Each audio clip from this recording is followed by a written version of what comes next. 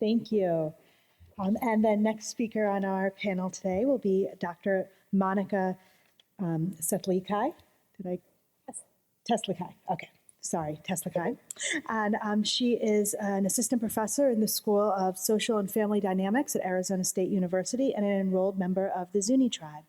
Her work focuses on how children's daily activities shape cognitive and social development with a special focus on cultural activities, as noted. And her talk is entitled Participation in Cultural and Family Activities Promotes Positive Development in American Indian Children. Thank you all for having me here today. I want to emphasize that I think I'm focusing on American Indians, but I really believe that this research can be adapted and focused on youth in color, because we all have traditional ways of knowing and storytelling and music and dance as rich parts of our culture. And I'm going to show you a model that I hope will convince you that grounding children in their traditional ways of knowing and being and singing and dancing can promote cognitive development and positive developmental outcomes for all children. So I wanted to start by talking a little bit about background information for American Indians, because we're often left out of the picture. Anytime there's national statistics being presented, it's often the case that American Indians aren't included because we are a relatively small population. But when it comes to negative statistics, we're right up there, unfortunately. So I want to talk about a little bit about what does it look like? What's well-being and economic security look like for American Indians today? So I don't want to focus too much on these statistics, but I do want to stress that there are 566 federally recognized tribes and 325 federally recognized reservations, 618 American Indian and Alaska Native legal statistical areas. And we're a relatively young population overall. Most of our families, over half, are married couples with children, but we have a large number of children who are being raised by grandparents and aunts and uncles. And the literature on children being raised by grandparents shows that they have really low rates of attaining public assistance, even though they tend to be living in poverty. They are dealing with chronic disease and disability. So these are families that are really at risk. And language, all tribal people say that language is such an important part of our identity and who we are, but yet only 20.4% are speaking a language other than English, and that's not even capturing tribal languages. And then looking at children, within the data that I could find for Head Start, where a lot of our children obviously qualify to be, less than 5% are speakers of their native language. So we're really losing our language at a rapid rate. We don't tend to be very represented in education. I'm the only American Indian cognitive psychologist in the United States, in the world. So I have a lot of responsibility to try and change these statistics. And we have the highest poverty rate of any group in the United States. So why do we see so many negative statistics? Well, one recent area of research that people are starting to look at is historical trauma and the impact that historical trauma has had and continues to have on our people. So what is historical trauma? It stems from the perpetuation of an event with genocidal, ethnocidal intent, and is defined as the cumulative emotional and psychological wounding over the lifespan and across generations emanating from massive group experiences. And the consequences of this are the loss of homelands. Obviously, we've had economic devastation, education, including a loss of motivation and respect for education due to trauma from boarding school experiences. My dad went to boarding school his whole life and suffered a lot of trauma from that, physical and psychological. And as I've learned more about epigenetics, I've started to think more about how this trauma is being passed on intergenerationally with possible epigenetic mechanisms. So I'll talk a little bit about that. So research on psychological effects of historical trauma has found that 1/5 to 1/3 of Indigenous adults think about historical loss and trauma. And importantly, adolescents also thought about historical loss and trauma and how that's impacted them personally through having parents who suffered from alcoholism. And for those of us who have grandparents and parents who participated in government relocation programs, those have been found to have negative effects on subsequent generations. Sorry, I'm trying to. Okay, so when I think about epigenetics, which is the heritable changes in gene expression without changes in DNA sequence, and this epigenetic mechanisms are an interface between the environment and the genome. And I think about statistics on natives, like American Indian and Alaska Native women experience 2 to 3 times more violent victimization than women of any other race. And I think about research that shows that stressful experiences prenatally and early in life lead to long-term epigenetic remodeling of the stress access system, with epigenetic load accumulating over a lifetime, contributing to a predisposition for disease and psychiatric disorders, and may contribute to a cascade of epigenetic events involved in the development of drug addiction. And when I read a recent study that showed that young fathers reported high rates of lifetime substance abuse and alcohol abuse, and for these young fathers, it was only an N of 87, yet 93% were living with their children, 87% were unmarried. They were about 23 years old on average, and 80% had reported that they'd used alcohol, 78% had reported that they'd used marijuana, 34% had reported that they had used methamphetamine, 31% had tried crack cocaine, and 16% reported binge drinking in the last 6 months. And all of this was related to a history of fathers' alcohol abuse, poor relationships with their own fathers, unemployment, and low involvement in child caregiving. And I think about the research that shows that drug addictions leads to epigenetic modifications of the brain's reward system, which in turn serves to regulate drug addiction, and that drug-induced epigenetic changes may be transferred to offspring and influence their susceptibility to drug abuse. I could get really depressed about what are we going to do.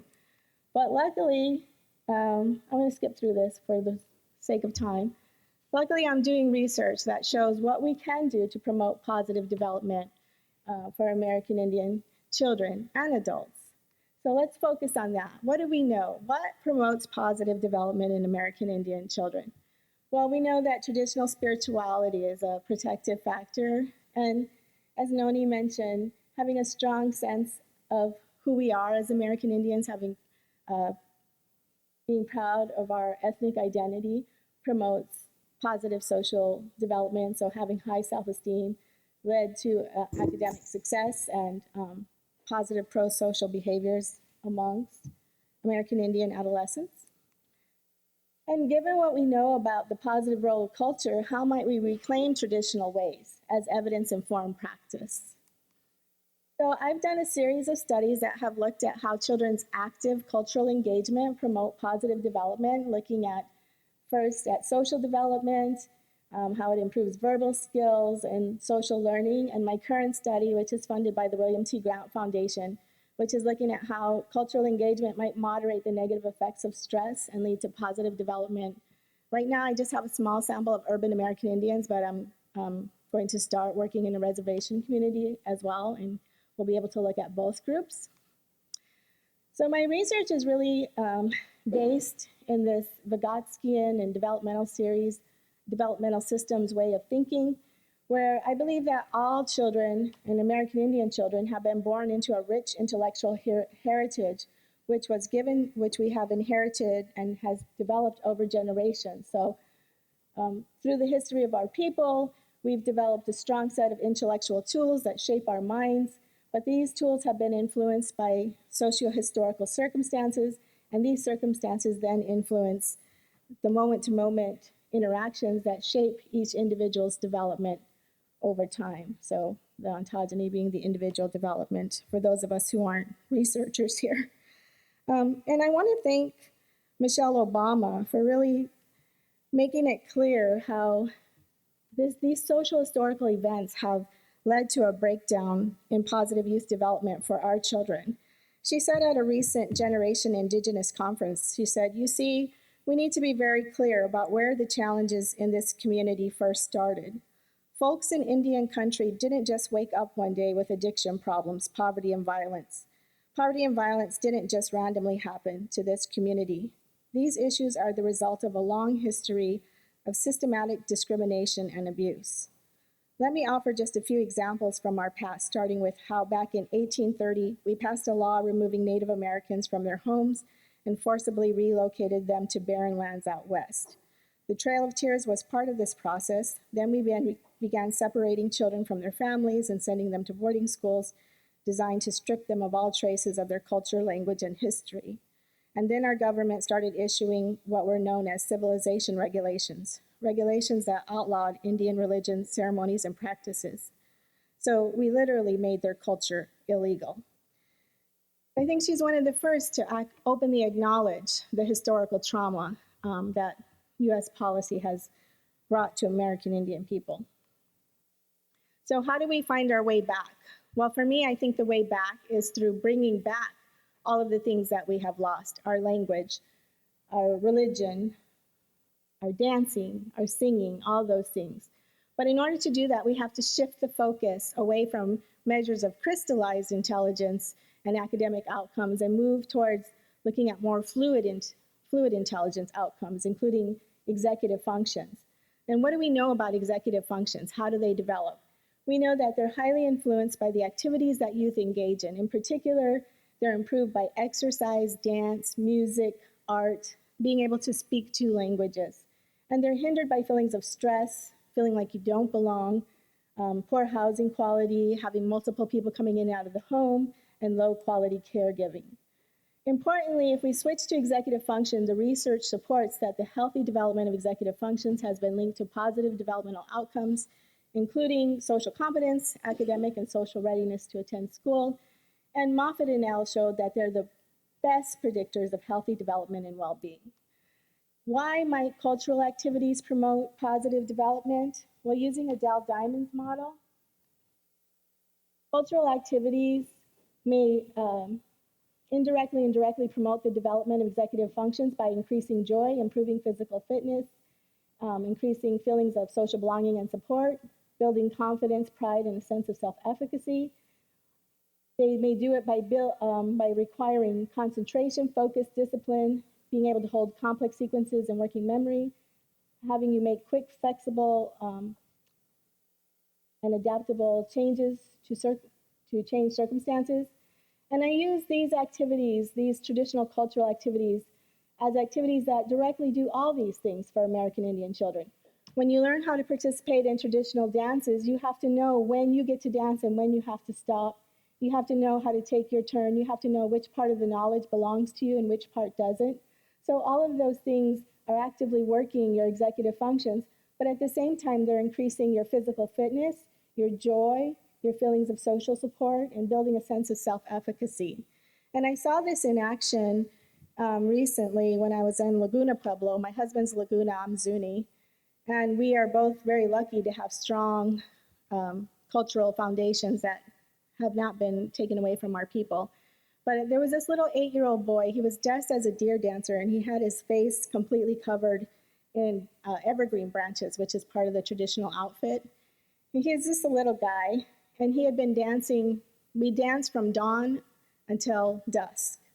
So this was the last dance of the evening. He had been dancing all day, probably since 6 a.m. And he was just stumbling around, and he wanted out. And all of the dancers, the older dancers, just came around and surrounded him and kept him in place and kept him dancing. And you know his little mind was thinking, I just want to stop, I just want to stop. But he had to self-regulate. And he had the support of the community to help him self-regulate. And he engaged his core EFs, and he was able to complete the dance. And I just think if all of our children were growing up with that, they would be so much better off in terms of their overall outcomes. So what evidence do I have to support this model? Well, I'm building evidence very slowly. It's always a challenge working in American Indian communities, but I do have a couple of studies that show that children's engagement in cultural practices promotes their executive functions, in particular verbal ability, in particular working memory and inhibitory control, which also contributes to their verbal skills and their social competence. So what are cultural activities? On the Tohono O'odham Nation, they include harvesting saguaro fruit, making pilgrimages to Mexico, engaging in traditional storytelling. Waila is a form of it's like a polka, but it has a southwestern flavor. And I'm also looking at whether or not they speak their language. I don't know how many minutes I have here. 5. Okay, I better hurry. So, children who are actively engaged in cultural activities, I split it into high and low. And what you see here is that children overall are slightly below average in their verbal IQ scores. But for the kids who were high in cultural activities, you saw that they were doing significantly better at age 10 than the children who were low. So being engaged in cultural activities seemed to maybe slow the increasing gap in verbal skills that we see amongst American Indian children. In another study that I did, we looked at how children can learn through listening. And so we had one child who was directly told the story, and one child who had the ability to overhear if they wanted to, but they weren't told to listen. And then in a subsequent interview where we asked them to retell us the story, we hypothesized that cultural engagement would predict stronger incidental story recall in the overhearing children in comparison to the directly told children. And that's exactly what we found. With the children, where's the little laser? I just want the red. yeah. Yes. Okay, so these are the overhearing children. This strong line and the broken line are the children who are told directly. So to the extent that they knew their language and were participating in cultural activities, we saw that they recalled much more of the story than children who heard it directly, even though there was a benefit for all children for being engaged, from being engaged in cultural activities. But we didn't see that for traditional storytelling, although there was a main effect of storytelling on recall. So in this study, we showed that active participation in meaningful cultural activities shapes children's attention and memory skills. And possibly by allowing children to learn through collaborating and observing, we'd see much better academic outcomes than we currently see. So in my current study, I've only had 50 children participate to date. They're about 9 years on average, and they're still fairly low income, being that they're in the Phoenix area. Again, I'm looking at executive function, so these are all my assessments. And I'm also adding stress assessment. So the first time I'm taking hair cortisol, which has been interesting to me, a big deal, but hard to get parents and kids to agree to give me a hair sample, even though it doesn't show when we take it. We're looking at parent-reported neighborhood and housing quality, stressful events, and perceptions of discrimination and trauma. I'm also asking them about their traditional cultural activities and spiritual activities, and just very preliminary results. What's interesting to me is that children with higher cortisol levels have higher levels of reported depressive symptoms by their parents using the child trauma symptom checklist. And so this was the only significant finding we found right now, but suggests that perhaps cortisol might be an early indicator of suicide risk in American Indian children. Children with higher cortisol readings seem to have some problems with emotional control, but most importantly, children who participate in more family activities, and this isn't significant yet, but it's going in the right direction, is that children who are participating in more family activities and cultural activities had lower cortisol readings than other children. So in conclusion, I think that culture is the key to positive development. Our leaders today really stress that education is the key to strengthening our sovereignty and our self-determination, but we also stress that Western education must not take the place of indigenous ways of knowing. Our languages must survive and thrive, and our culture cannot be sacrificed anymore. And I really love this study by Reinhardt, Evanstead, and Faircloth, where fathers are often left out of the picture when we look at research. But in their study, they looked at what do we need to do to help fathers be involved? And they found that the more closely American Indian education efforts are aligned with their tribal cultural activities, such as powwows and spiritual ceremonies, the more likely it is that American Indian fathers will perceive these efforts to be relevant to their tribal background, and the more likely it is that they will participate in these activities with their daughters. So just want to end with that and thank the Ford Foundation, Spencer Foundation, Tohono O'odham Nation, University of Utah, and Arizona State, and Joanna for inviting me to be here today. So leave it there. Thank you.